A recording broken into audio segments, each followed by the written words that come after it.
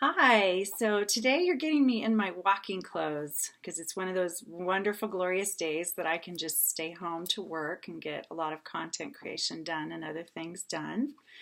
And so I'm just staying dressed down. So please forgive me for the casual attire if you don't like that on these videos. But anyway, I did wear my Survivor Tree t-shirt that I purchased at the 9/11 memorial when I visited New York City in March.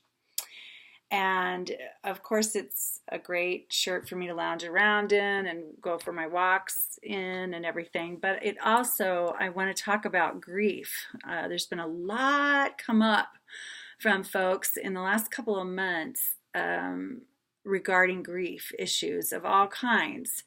But deaths of all kinds, sudden, traumatic, unexpected death, like 9/11 was the big example, right, in our history, or one of the big examples in our American history, or long, painful, slow paths to death, which are also very difficult for grievers.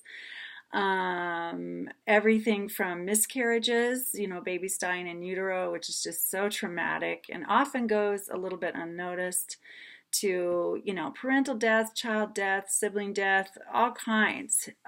Suicide. There's been a lot come up, and it's, grief is one of those universal experiences.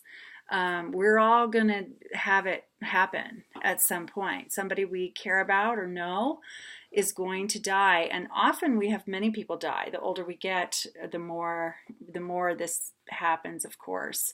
So I'm going to spend some time on this subject in these next several days to try to help as much as possible. So for starters, I just want to say that grief is a roller coaster. It's a roller coaster. I have a little visitor here. Hi. Say hi, Pebble. Sorry. Grief is a roller coaster. Highs and lows, twists and turns you're not expecting. Just can be scary, can be life-changing, in terms of the exhilaration, unpredictability of it. Sometimes there's some positive changes people find after a loved one has died. Anyway, it is a roller coaster ride. You'll feel fine some days and then crash and feel terrible. Then you'll pick yourself back up, then get to feeling, kind of like, hey, I'm going along here, okay. And then kaboom, something will happen and you'll just feel like you've taken one of those long falls, like a big roller coaster hill, a drop.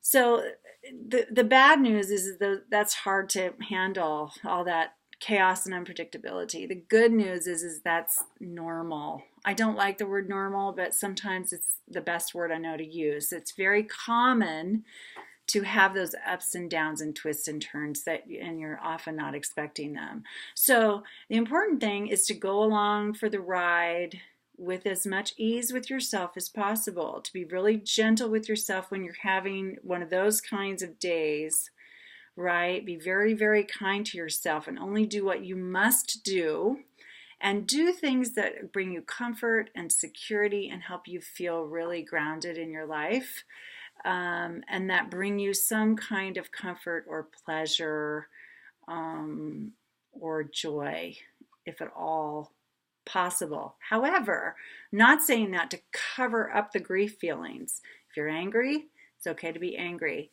If you're sad, it's okay to be sad. If you're confused, how could this happen? How could this be that we are faced with this now? And you don't understand, why did this happen? Why now? Why him? Why her? Why this? It's okay to ask the questions. It's okay to be confused. It's not fun. But again, it's a common response to grief. And so I'm saying all of this to kind of normalize all those chaotic things, because when I was a grief counselor for 9 years at a hospice in Iowa, the thing I heard most from people that had survived someone's death and were grieving heavily was, I feel like I'm going crazy. I feel like I'm going crazy. And I'd say, no, you're not crazy, you're grieving. And they look a lot the same. They feel a lot the same, but you are likely not, losing your mind or your mental capacities. You're just heavily, honestly grieving.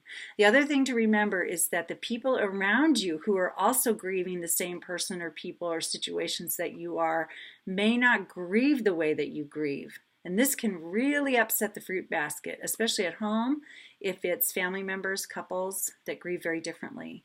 There's not a wrong way to grieve, so to speak, unless you are self-destructing or harming others. Okay, so here's an example of that.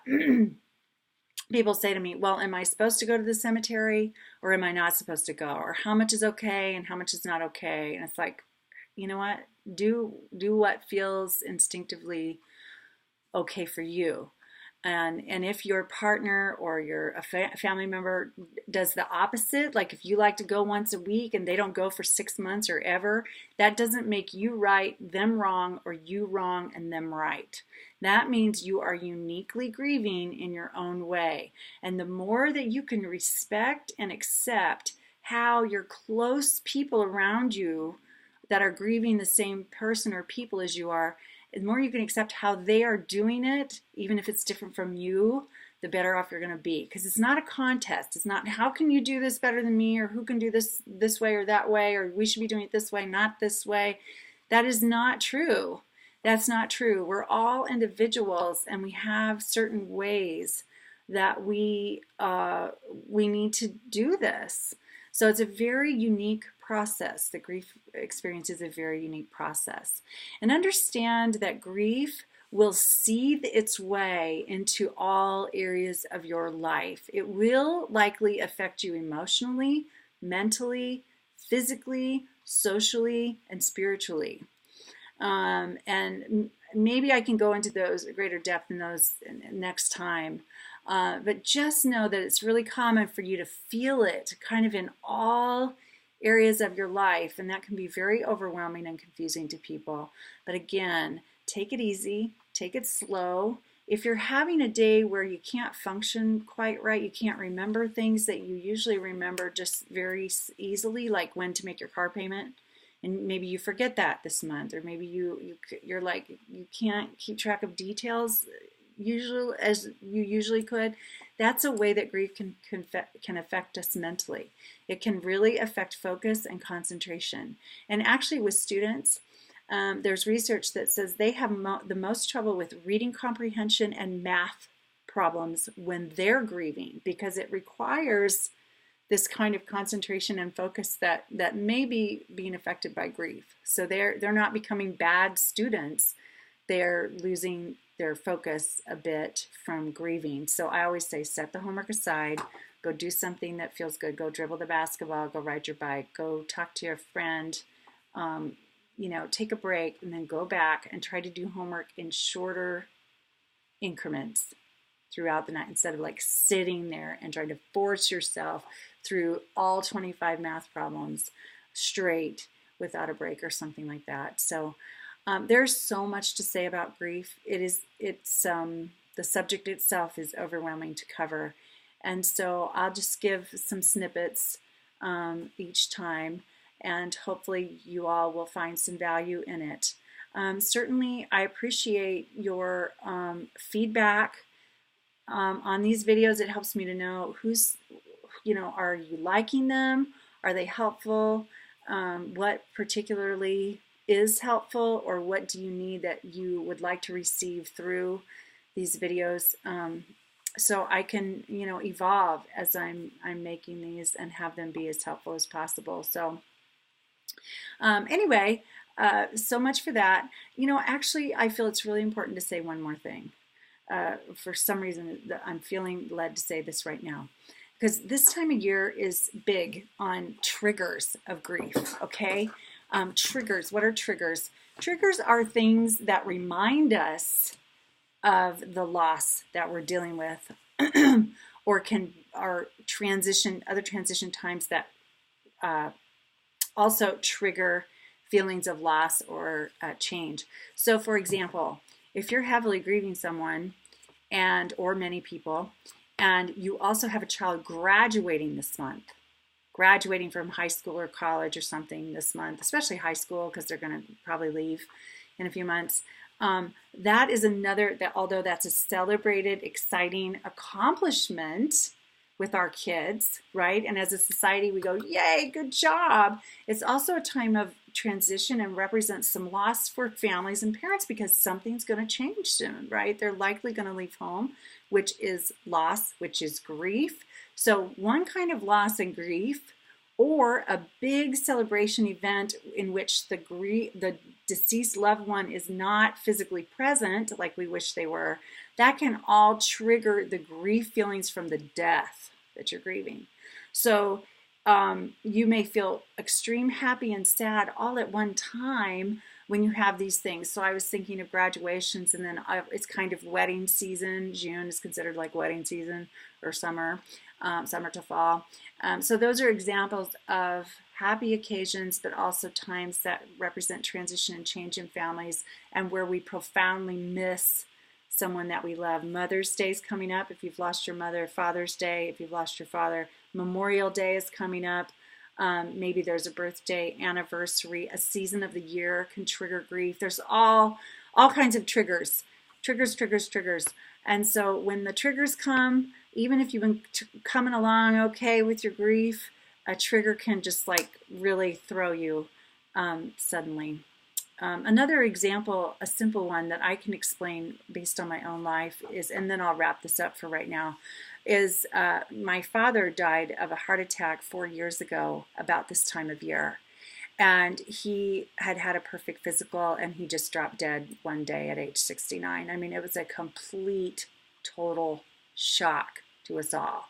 Okay, it's been 4 years, so I miss him, of course, just terribly, but it's not, you know, I'm managing it quite well at this point most of the time. However, he died right before the mushrooms were ready to pick that year. And that was something he and I did when I was growing up. We picked mushrooms a lot. And that particular year, I was planning on calling him and saying, hey, can I come up and pick mushrooms with you? Because I hadn't picked mushrooms with him for several years.